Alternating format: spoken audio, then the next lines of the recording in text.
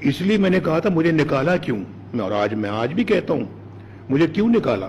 अभी बताता है भाई, अभी बताता है, अभी बताता है। मुझे क्यों निकाला, जरा ये बता दो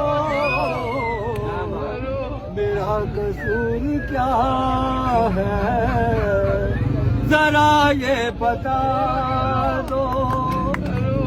बताते हैं तुमको तुम्हारा कसूर क्या है, जो लूटा है तुमने मेरे वतन को, एक पैसे का तुमको हिसाब देना पड़ेगा, बना डाला जेल तुमको जाना पड़ेगा।